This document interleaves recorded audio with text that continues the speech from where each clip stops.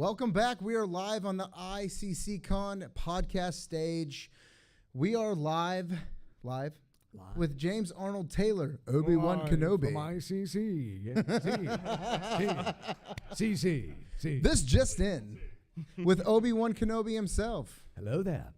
Hello there. Yes. Who knew it would be a thing? It's a thing. Yeah. Thank you so much for taking some time out of the con today to come talk to us on the podcast stage. How's the con been? Well, it's been fantastic. It's been very, very busy. And the lines have been literally out the doors. And so it was fantastic. But yesterday, we had so many folks there, waiting. And it's like we can't disappoint those Star Wars fans. Oh, we 100% understand. You were supposed to join us yesterday, but you guys were on fire. Every time I walk down there, I'm like, I want to get an autograph. I can't stand in that line because I got to do a podcast. But it's been good. It's been good for us. It's been good for you all here, too. Yes, sir. A lot of fun. Yeah, so many adventures here, and I love being here. How is it being here with Matt and Anna? It's terrible. Prima donnas. Kind of a Clone Wars reunion. It is. It's so great to have the Duchess Satine and, of course, Ahsoka Tano, my favorite Jedi.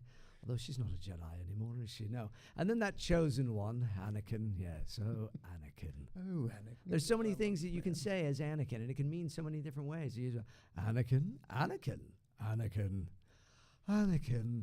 So it's just its own thing. So it's so amazing. And here's the thing. So in there, I made sure my table is higher than his. Oh. You know why?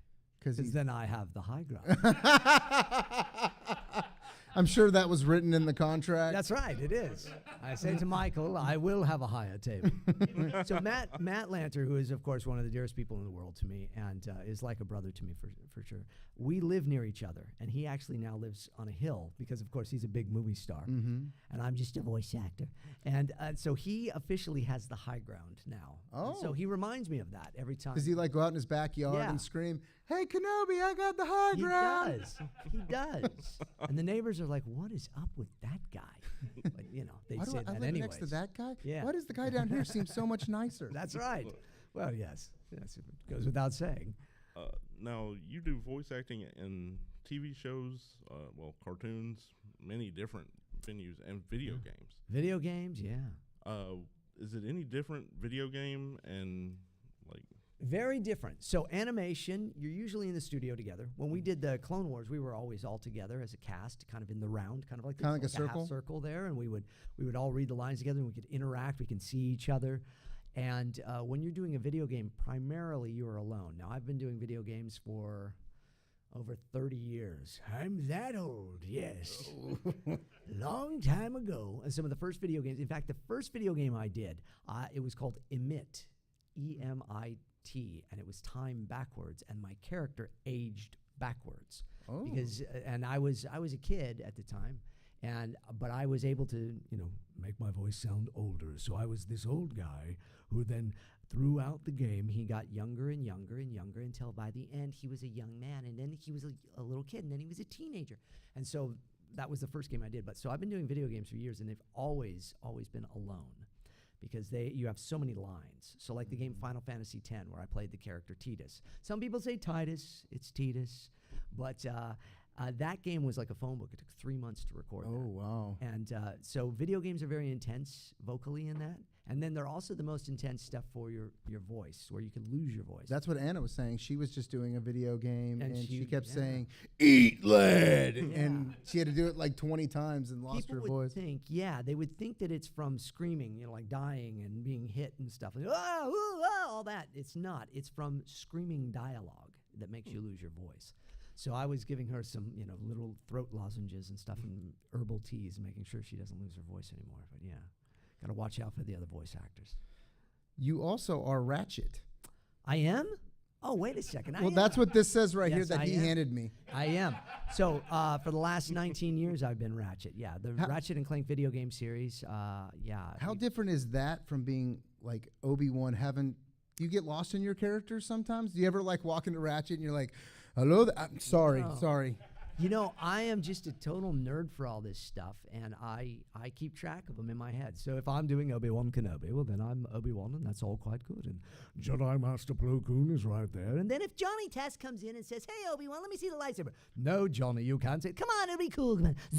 The Force is strong with you, Obi-Wan. Stop that, Johnny. I just switch back and forth.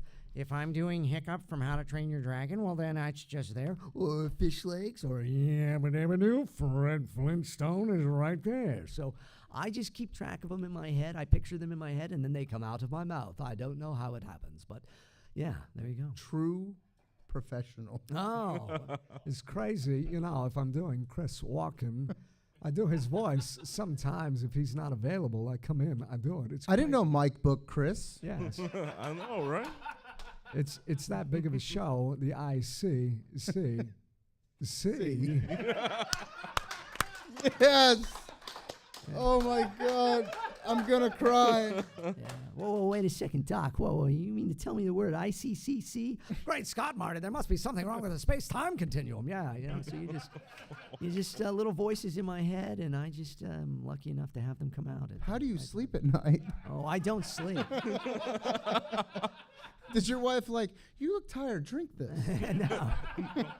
Yeah, people ask her, does he do the voices all the time? She says, yes. No, I actually don't do a lot of voices at home. People would think I would. And people are like, oh, your daughter, you read her stories and voices and stuff. I find that I read more in my regular voice to her more than anything. But my daughter and I actually got to do a movie together. It's on Netflix. It's called Animal Crackers. It came out a few years ago. And as a matter of fact, Scott Christian Sava is the person that wrote that and put it all together and produced it, and he lives here in Tennessee. Oh, wow. And he's one of my friends that convinced me to come out here as well. So the movie's called Animal Crackers. John Krasinski and Emily Blunt play my daughter's parents. Oh. She got bigger names to play her parents there. And I play her uncle, who owns the circus. And Ian McKellen plays my brother, and he is the one that is the bad guy in the movie, and I'm the good guy. And so it was pretty cool. Is this animated? It's an animated film. It's on Netflix, and you can see it. It's called Animal Crackers. But my daughter made her film debut in that. So that is and how old is your daughter? Well, she's 17 now. Ooh. We started the project when she was 7. Then we recorded it when she was 10. Then we finished it when she was 12. Then the movie came out when she was 15. So that can tell you how long sometimes it might take to. That is mind blowing when you think. It reminds me. What was that movie that they? With Ethan, the one Boyhood. That they actually did it. Yeah, they did it. Done that with this 10 years. It's insane. Yeah, wow, animation. It doesn't always take that long. That movie got stuck in a lot of kind of production snags. Okay. And it finally found a home on Netflix, and it's a fantastic movie. I mean, it's Gilbert Gottfried's in there, and we loved Gilbert, and I got to do some of his stuff. So God bless Gilbert Gottfried. And And as I say, Ian McKellen and Sylvester Stallone, he played Bullet Man. Yeah, all he said was Bullet Man in the whole movie. Bullet Man! and Patrick Warburton, Putty from Seinfeld, he was in there too. So we had a lot of fun doing that. I need you to do Leonardo now, because I think that's the only one you haven't done. Leonardo, the Ninja Turtle, which is just pretty much my regular voice. Same with Ratchet. That's the good news. It's like when I go there on those days. Are those your two most excited that you don't have to be someone else? It's funny because those are harder. Really? They'll be like, well, so he's going to do this, and be like, well, how would I do that? Oh, okay. Like people say, what are the hardest voices to do? And they think, would like Gilbert Gottfried or Andre the Giant. Anybody want a peanut? Yeah, I was not so sportsmanlike. So I was Andre the Giant's voice double in the Princess Bride video games. Oh. And I walked in, and they're like, yeah. They turned into David Spade. And you are, bye-bye. But nobody expected me to come in and be Andre's voice double. But I was the guy because I just found the voice right there. And so those ones are easier than the ones that are closer to my voice. So Michael J. Fox, well, wait a second, Doc. I mean, I've done him for so many years, but his voice is harder because it's so close to mine. Same with David Spade. So no touchy. No touchy. So I've done his voice for I don't know how many years now, and those ones are trickier. Ron Howard, I did Ron Howard's voice for Arrested Development. And Ron Howard's very similar to my voice. It's just a little more folksy and friendly. So I have trouble getting to those ones without having me blend into it, if that makes sense. That makes sense, kind of. Like a lot of sense. Wow, this is crazy. Crazy. You wow. just, that's like I feel like I was just going through a time machine of my childhood. Pretty much. Great Scott, Marty. Yeah, and then Johnny Depp. I've been Johnny Depp's voice double for Like Pirates, the pirate stuff. Pirates of the Caribbean, mate. Yes. Why is the rum gone? Kingdom Hearts games too. Yeah. Kingdom Hearts. Yes. Captain Jack Sparrow. I've been Willy Wonka. Chewing gum is really gross. Chewing gum I hate the most. Let's see. What? The Mad Hatter. Oh, Alice. Yes. I have to do that. He's a chameleon. Your Kenobi started with the video game. So no, it started with the micro series of the Clone Wars back in 2000. Oh, that's right. 2001. Same guys who did. Gendy did Samurai Jack, yeah. And so that was way back in the old days when the movies were still being made. Attack of the Clones had just come out.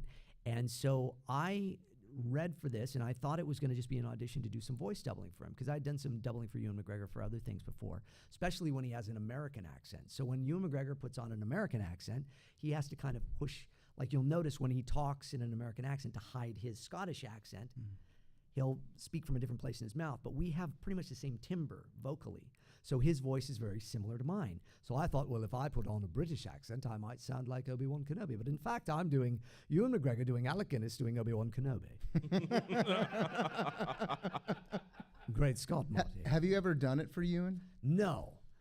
So we were on the red carpet together. It sounds very posh, doesn't it? Yes, we were on the red carpet for the 35th anniversary of Empire Strikes Back years ago.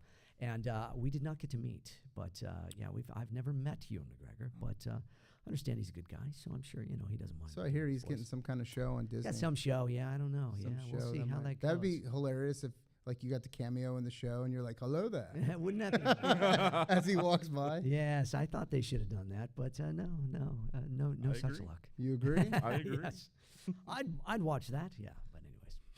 That would be, I would watch, I could watch you just sit in a room like this for like an hour. Unfortunately, you've seen it for all this time now. You're not wrong. But I could still do it more. Well, cool. You're not wrong. James, thank you so much for joining us on the podcast. Well, thank you. It's a today pleasure. And taking out your time. Absolutely. And just enjoying Nashville. Yes. I love Nashville. So we moved here about 1.5 years ago. So welcome to Nashville. Yes. So we love it. I would not change a thing. My daughter loves it. My wife loves it. I love it. So yeah. Awesome. If you look for me, say, howdy, y'all.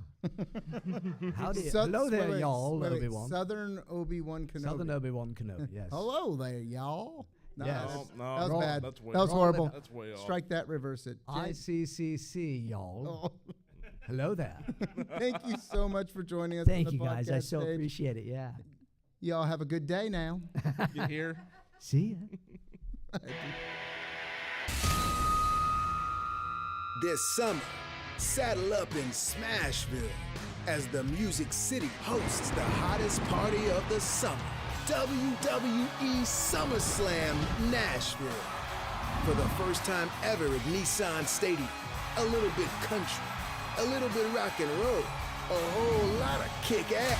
WWE SummerSlam, Saturday, July 30th. Tickets on sale now.